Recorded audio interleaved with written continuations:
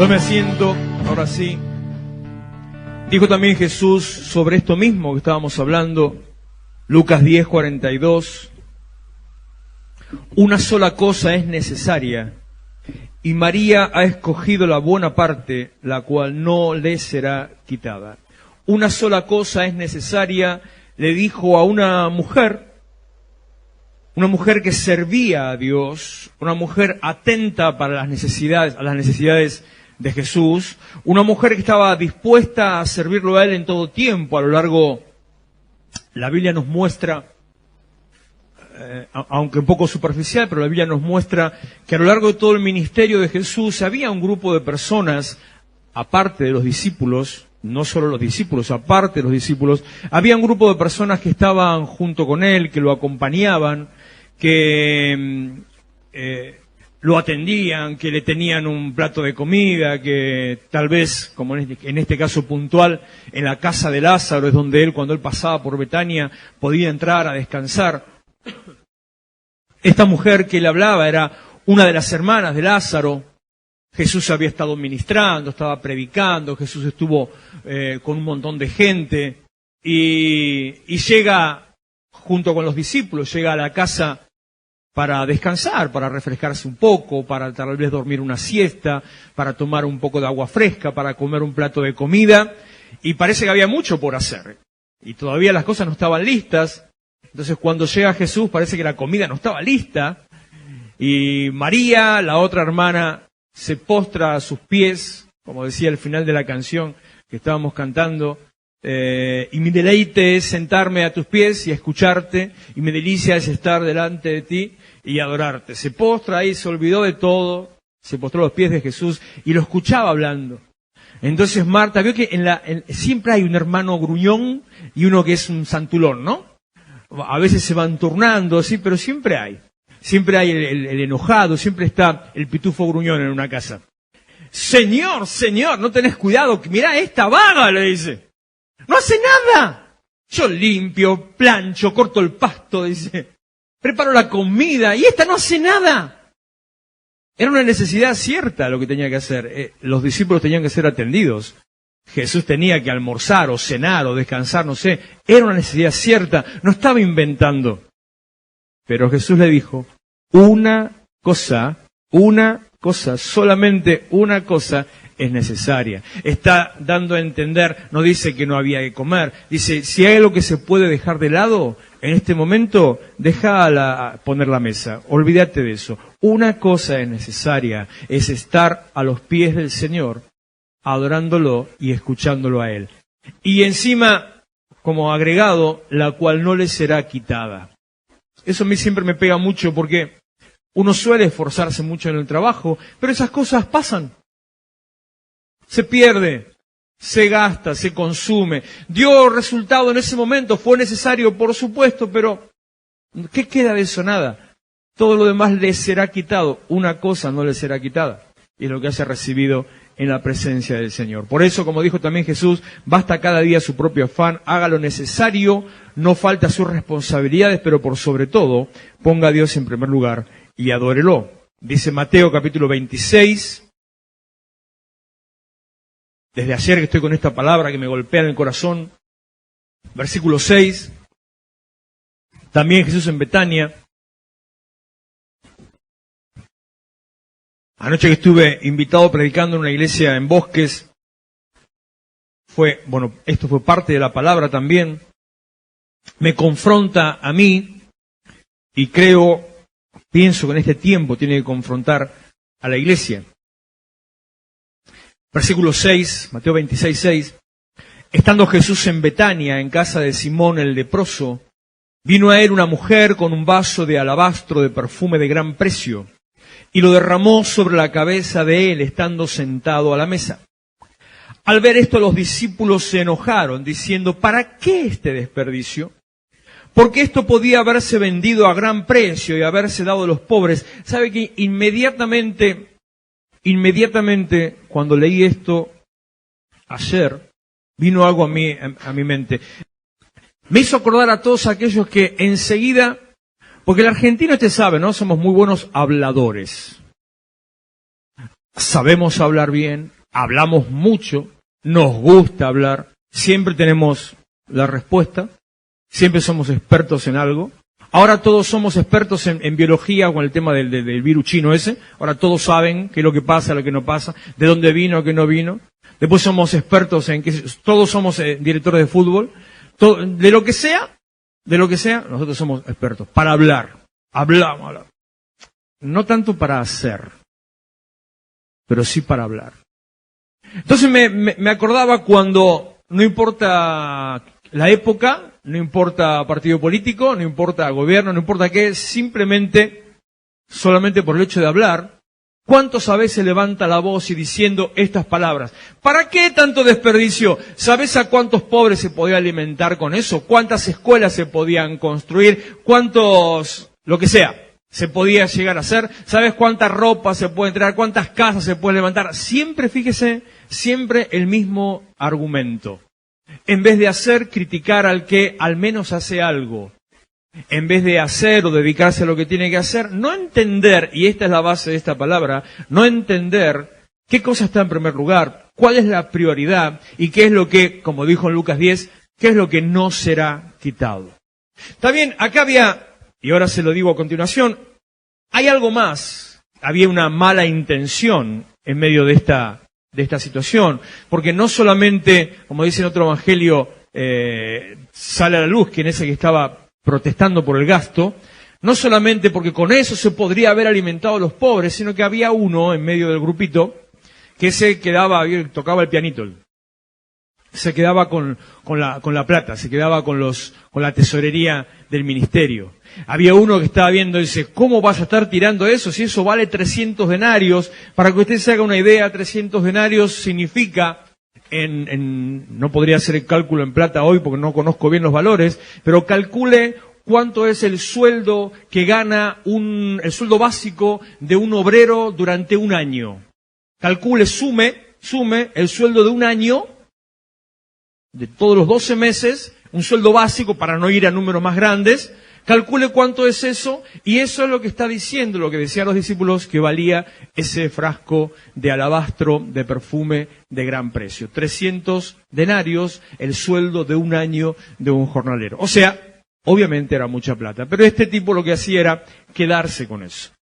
Se queja por algo que consideraban desperdicio. ¿Cuántas veces entre nosotros también levantamos la voz, a veces para juzgar la visión, para juzgar el funcionamiento del ministerio, para juzgar las cosas que se hacen o cómo se hacen, para juzgar a ver en qué se pierde tiempo?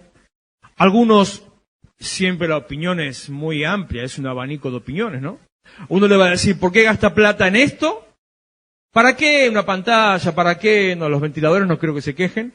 ¿Para qué esto y el otro demás? Y otros, al contrario, se van al otro extremo y dice, ¿para qué tanto tiempo adorando? Porque, ¿ya? Entonces, es así, de un lado hacia el otro. ¿Para qué tanto tiempo? ¿Para qué? Y en el medio, si quiere, le agrego, ayer cuando fui a predicar, le cuento una intimidad. ¿A usted que le gusta chusmear? Ninguno dijo que no, así que... Llego a la iglesia, llegué más tarde que había empezado, porque no podía yo llegar a la hora que tenía, a la hora que empezaba el culto, empieza muy temprano. Y llego a la iglesia, ya había pasado una media hora de reunión, entonces apenas saludé a un hermano, uno en la puerta, un conocido, el pastor me estaba esperando delante, llego hacia adelante y de costado me saluda así, vio, posición encima de pie, en medio de la alabanza. No se podía hacer absolutamente nada. Y yo, que cada vez rompo más mis propias estructuras, voy dejando de lado cada vez más algunos protocolos cristianos, evangélicos, pero ya no, en alguna época fue por rebeldía o fue por enseñar algo, ahora ya me sale natural. Entonces de golpe me doy cuenta, estaba frente al púlpito, encima había Santa Cena, y era un culto de primicias, y yo iba a predicar, y de golpe me doy cuenta, ahí primera fila, que yo estaba en camisa de manga corta y sin corbata. Y dije, ¿qué hago? No me puedo ir a cambiar.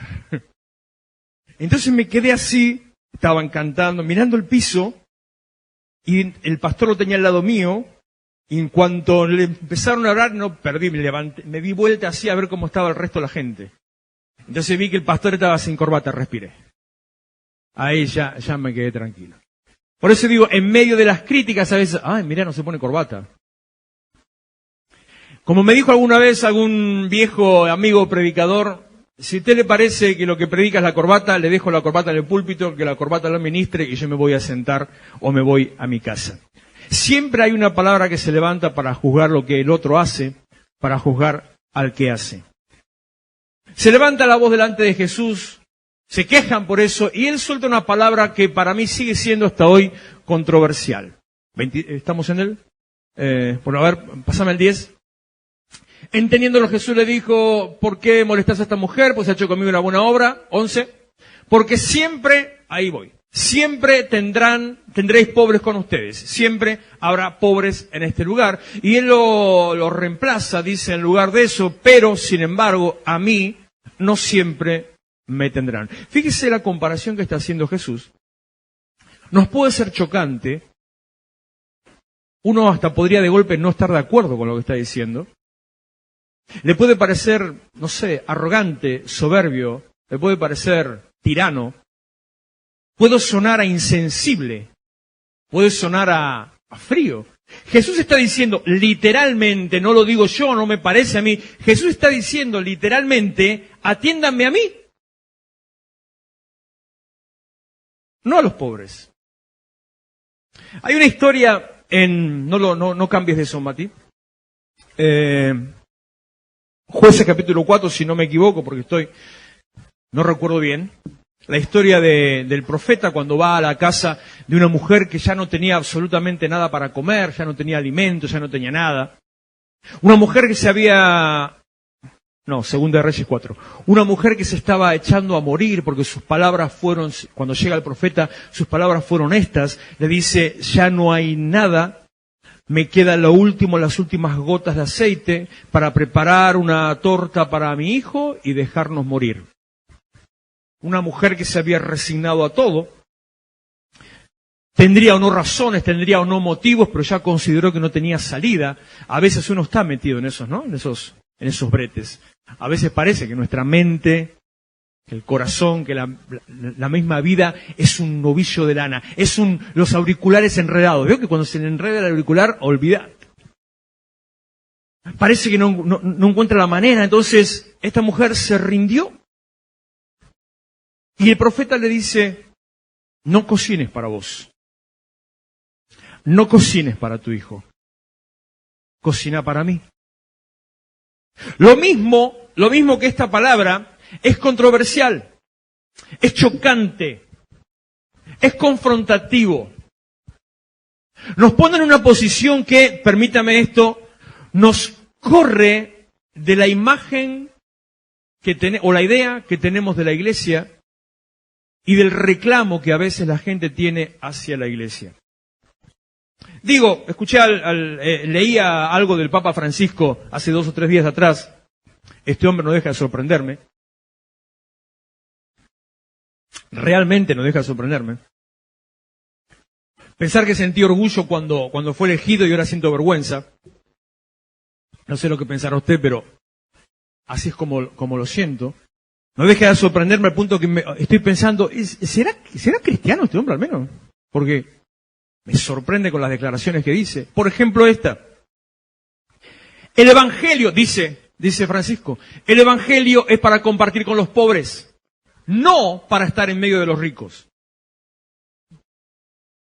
¿Cómo es la historia? Un reclamo hacia la iglesia que surge desde una ideología previa. Le explico esto que quiero decir. La Biblia tiene una manera de interpretarse. Pero los hombres, la gente, la interpretamos, cuando es erróneo, como se nos da la gana.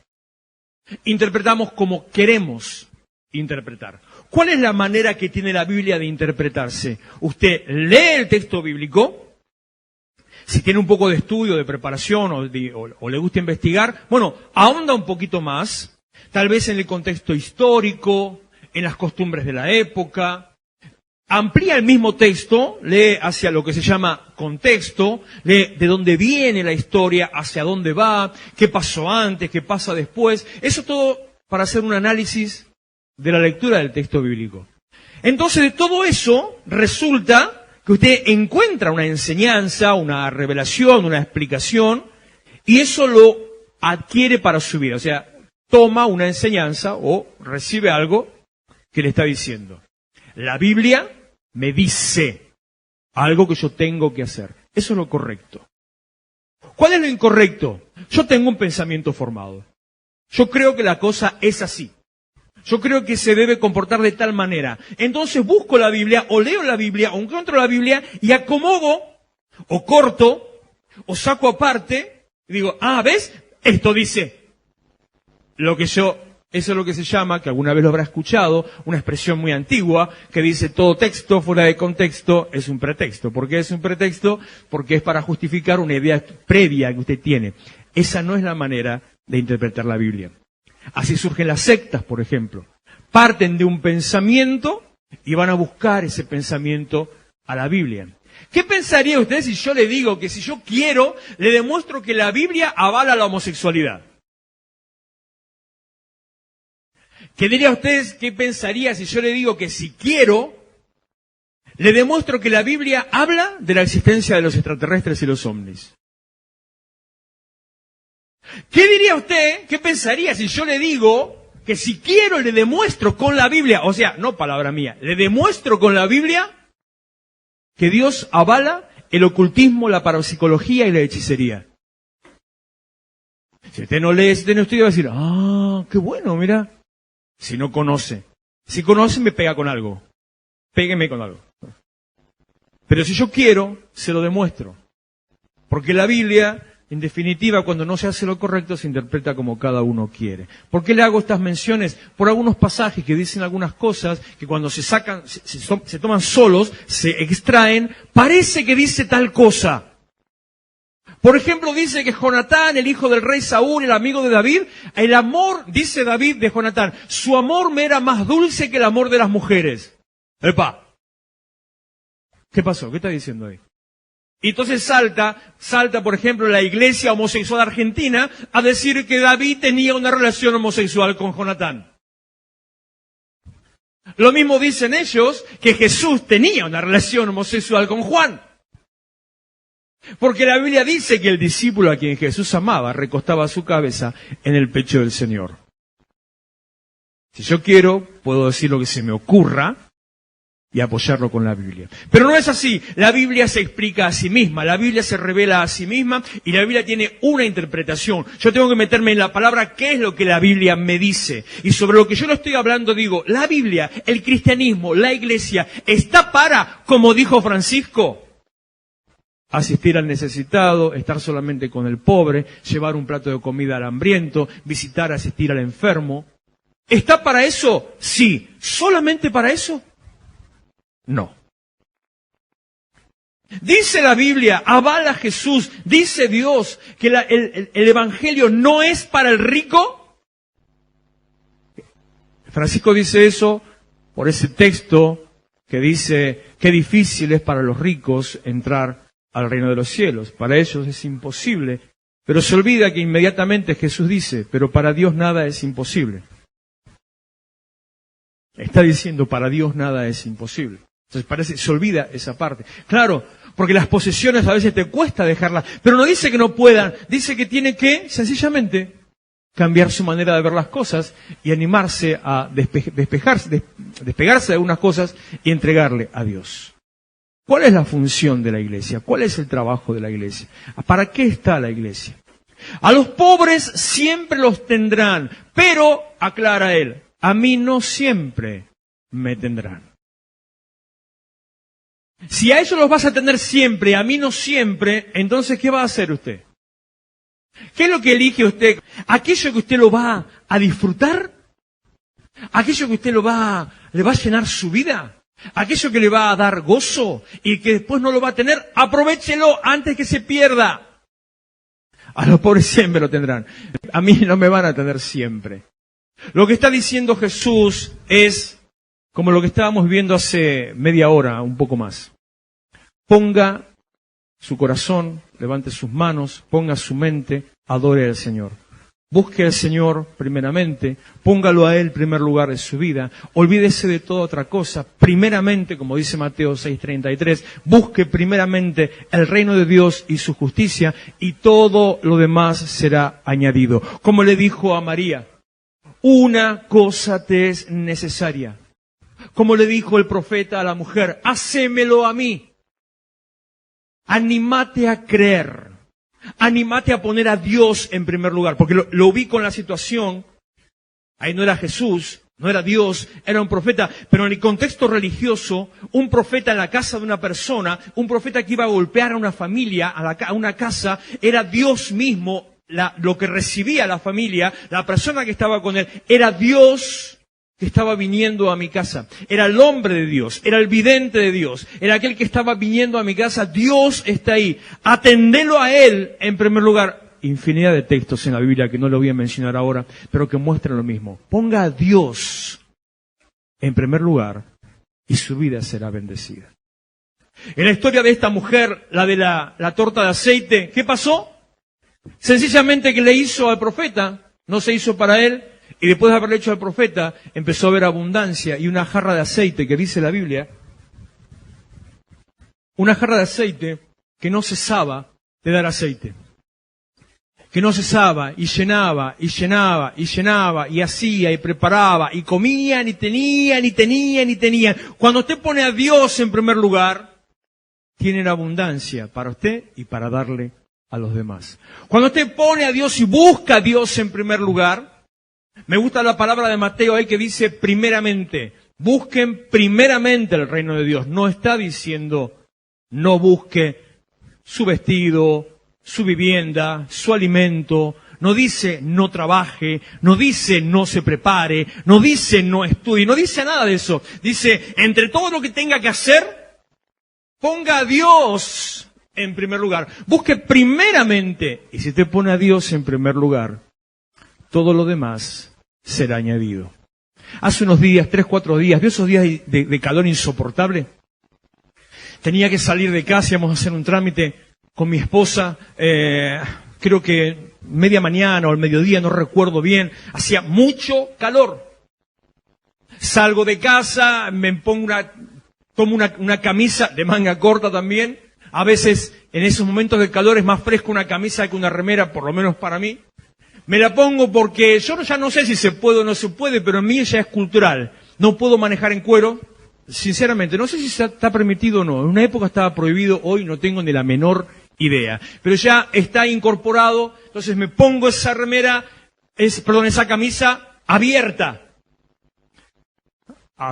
arrimada, con el cinturón, quedaba bien ajustada, iba con la camisa toda abierta. Y estoy por llegar, o llego al lugar que iba, tengo que bajar del auto, y en un semáforo, antes de llegar, media cuadra, empiezo a acomodar, a cerrarme la camisa. No iba a bajar así al lugar donde iba. Tenía que bajar más o menos medio civilizado, ¿vio? Entonces, encima con la izquierda, que soy muy bruto, empecé a abrocharme la camisa. ¿Qué hice? Hice esto. Tomo con las manos el cuello, no me abroché el cuello. Tomo el cuello con las manos, teniendo así el cuello, sin mirar, hago así, me abroché el primer botón y me quedé tranquilo. Ya seguí, digo, sé que el resto va a estar ordenado. Busque primeramente lo de arriba y lo demás se acomoda. Si hubiera empezado de abajo, lo más probable es que saliera con la camisa toda chingueada así. Pero si pone el primer botón, el resto se acomoda solito. Busque primeramente el reino de Dios y su justicia, y todo lo demás será añadido. Cuando le está diciendo Jesús a sus discípulos, a los pobres siempre los van a tener. No está diciendo que no los atienda, no está diciendo que no se preocupe, está diciendo que, y ahora es mi llamado para la iglesia, está diciendo que hay una sociedad que está esperando que la iglesia se despierte. Mateo capítulo 25 cuenta la historia, buscame el versículo, Mati, por favor. Cuenta la historia, lo compartimos creo que hace 2 o 3 semanas, de esas 10 vírgenes que estaban esperando al esposo para celebrar las bodas. No sé cuántas horas estuvieron preparadas. Imagínense, ¿no? Lo que es prepararse para una ceremonia de boda. No sé qué habrán hecho, qué no habrán hecho, no sé todo lo que habrán tenido que hacer. La cuestión es que el esposo se tardaba, el novio no venía. Es al revés de la actualidad, ¿vio? No sé cuánto tiempo habrá tardado. Acá era al revés, el que tardaba era el novio no llegaba. Llegó la medianoche, recién a medianoche aparece el esposo. Cuando estaba, en la historia de la Biblia, cuando llega el esposo, entonces dice que las 10 vírgenes que representan a la iglesia, las 10 se habían dormido. Hay un momento en la historia donde la iglesia, suena profético para hoy, hay un momento donde la iglesia se duerme. La iglesia se duerme porque el Señor se tarda, la iglesia se duerme por costumbre, la iglesia se duerme por aburrimiento, la iglesia se duerme porque se acomoda, está acostumbrada a escuchar siempre lo mismo, a recibir siempre lo mismo, cree que es siempre lo mismo. Por eso decía la semana pasada, no sé si fue el domingo o el sábado, me resisto a la iglesia apañadora. Me resisto a la iglesia consoladora. Me resisto a la iglesia que simplemente lo acaricia. A la iglesia que le dice, bueno, ya está. Me resisto. Esa no es la iglesia que Dios dejó. Esa no es la iglesia que Dios espera. Esa no es la iglesia que está prefijada proféticamente en Ezequiel capítulo 37, que dice que había un montón de huesos secos sobre el desierto. Y dice que estaban secos, recontra secos, dice. Y cuando suena la palabra del profeta que dice, vivan, empezó un temblor, se empezó a sacudir la tierra, empezaron a sumarse, a unirse hueso con hueso por el mismo temblor. O sea, visualícelo. El temblor de la tierra hizo que los huesos se empiecen a mover. A medida que se movían, cuando se tocaban, se empezaban a fusionar. Y así unos con otros. Esto es bien de Spielberg, es bien ciencia ficción, pero así dice la Biblia, yo lo creo. Si usted no lo cree, es su problema, yo lo creo.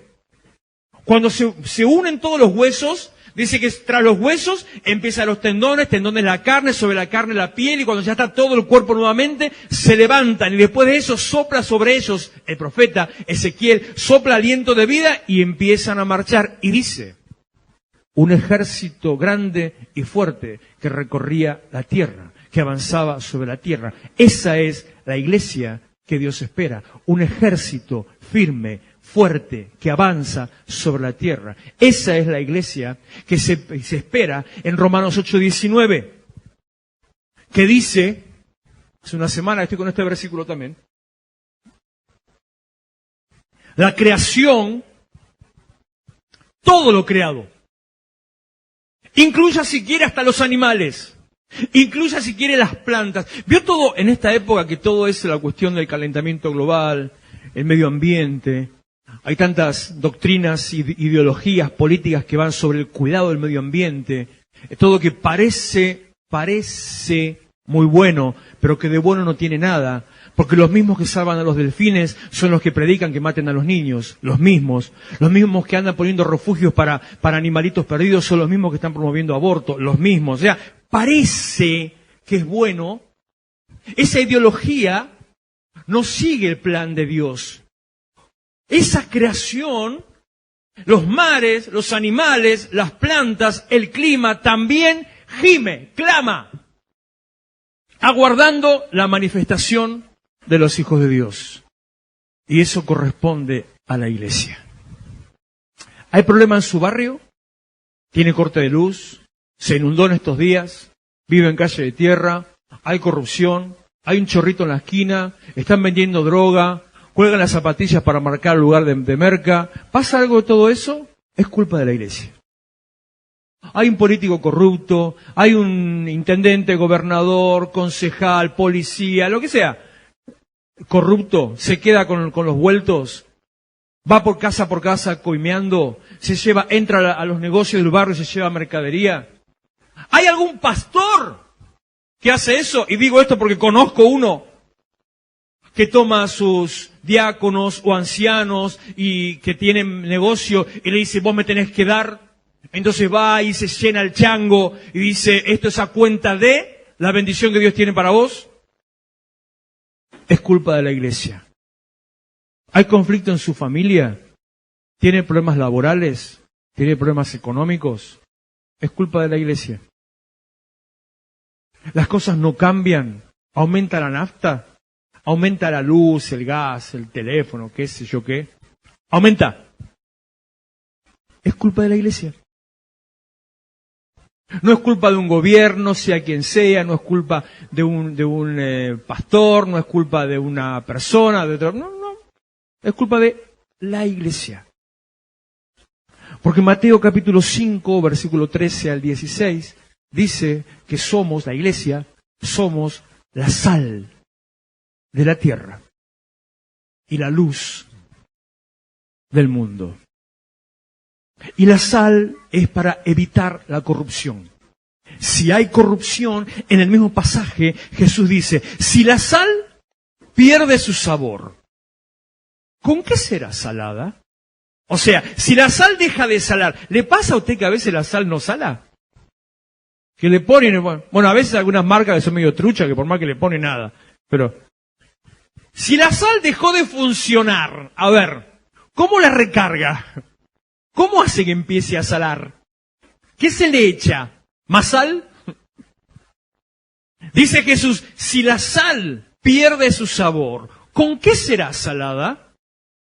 La respuesta implícita que él no la da es con nada. Entonces Jesús concluye, ya no sirve para nada, sino para ser tirada. Vuelvo a esto. ¿Hay corrupción en su barrio? ¿Dónde está la iglesia? Si la iglesia entonces no está evitando la corrupción, la regla de 3 simple me está matando ahora con esto. Claro, porque no me queda otro más que decir esto.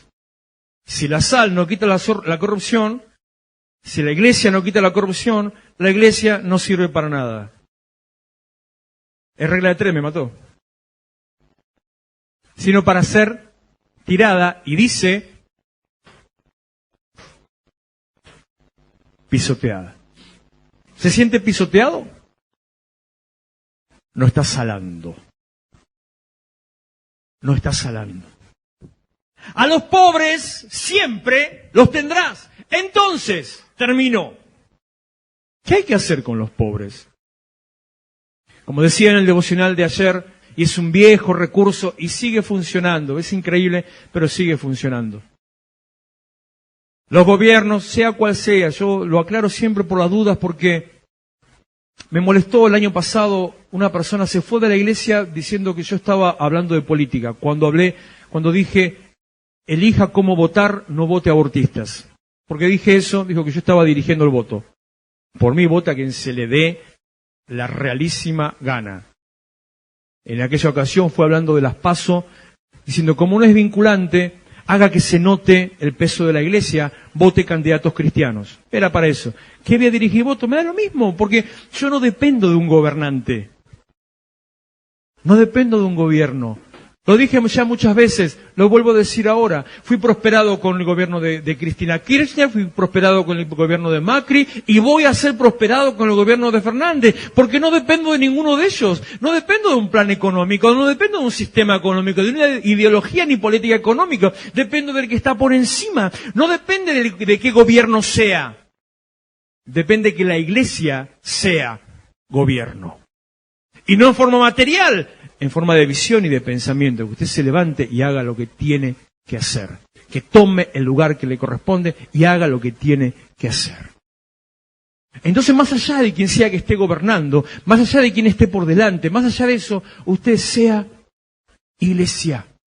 Los políticos, decía, lo único que hacen es alimentar la misma condición de necesidad, soltando vientos de esperanza, cuido mis palabras, no estoy tartamudeando, soltando vientos de esperanza para hacerle creer que va a estar mejor. Entonces todo el tiempo le dice, va a estar mejor, pero lo mantiene en la misma condición. Y esto es lógico. Suponete, Gastón, que mañana aparece una droga mágica que nadie en el mundo tiene más caries. ¿Te conviene? Él es dentista. Suponete, no se marca, ¿cómo se dice? Cariano, ¿cómo se dice? No se agujerea ningún diente, nada. ¿Qué sé yo? Esas palabras raras de esta gente. La gente no tiene más problema en la boca, se queda sin trabajo. Entonces, si es una droga, o más que el flujo en el agua, si hay una droga o medicamento, ¿vos vas a promover ese medicamento? Decí la verdad. Si promueve el medicamento se queda sin laburo, entonces no va a querer que se promueva ese medicamento. Es malo, ¿viste? Es malo. Entonces el político, el gobernante, el que solamente piensa en guardar su posición, su nivel de poder, el que solamente piensa en engrosar su bolsillo, te quiere mantener en la misma situación de necesidad, de fracaso, de pobreza. Te quiere mantener en la misma posición, creyendo que vas a recibir, creyendo que Él te va a dar. Si salís de esa situación, ¿cómo te convence después? Necesita que sigas siendo pobre para poder querer convencerte que vas a estar bien. Dios no se mueve de esa manera. ¿Qué tiene que hacer la iglesia con los pobres? Mostrarle que se puede vivir de otra manera. Dar las herramientas espirituales para cambiar tu situación. Mostrar las herramientas bíblicas, los principios bíblicos de prosperidad. Decir que con Cristo, estando en Él, todas las cosas pueden cambiar. Que no es magia. Que no es simplemente porque vengo a la iglesia todo va a estar hecho. No, que es una vida transformada, una vida cambiada. Decirle, si usted se acerca a Dios, si pone a Dios en primer lugar, si busca primeramente el reino de Dios y su justicia, todo lo demás será añadido. Termino con el pasaje del cual nos habla la visión de la iglesia. Póngase en pie, por favor. Lucas, capítulo 4, versículo 18. El Espíritu del Señor está sobre mí, dijo Jesús, por cuanto me ha ungido para, y relata Jesús, dar buenas noticias a los pobres. Dar buenas noticias a los pobres. La única buena noticia para un pobre es decir, vas a dejar de ser pobre. No llevarle un plato de comida. No solamente asistencialismo. Darle buenas noticias a los pobres. Acompáñeme, cierre sus ojos, por favor. Te adoramos, Señor, en esta mañana y te damos gracias por tu misericordia, por tu fidelidad, Señor, porque tenés un plan con nosotros, con la iglesia. Tenés un plan con tu pueblo, Señor, que se levante para llevar bendición, para llevar luz, para hacer sal, para mostrar el camino a la bendición, para mostrar el camino para salir, Señor, de la oscuridad, de las tinieblas, para cortar y evitar la corrupción, para mostrar una vida abundante, para ser y vivir en una manera abundante. Padre, en el nombre de Jesús, yo te pido que toques nuestro corazón, que animes, Señor, nuestro espíritu, que avive, Señor, nuestro interior para ser iglesia, para ser los agentes de cambio, para ser los que transformen esta tierra, esta sociedad, esta ciudad, para ser, Señor, los que levantan una voz profética, anunciando que se puede vivir de otra manera, para mostrar con nuestro ejemplo, para mostrar con nuestra vida que hay una manera distinta, una manera feliz, de gozo y de paz, para mostrarle al mundo no tiene por qué vivir mal ni en necesidad, para poder levantar la voz en todo tiempo y en todo lugar, diciendo hay esperanza, hay gozo, hay abundancia, la vida abundante que Jesús dejó para nosotros y a través nuestro para todos aquellos que se acerquen a Él. Te damos gloria, Señor, y te bendecimos. Te agradecemos, Señor, por tu presencia, por levantarnos, bendecirnos, ministrarnos. Bendigo la iglesia, bendigo su familia, bendigo su casa, bendigo su trabajo y economía. Declaro, Señor, una semana de bendición.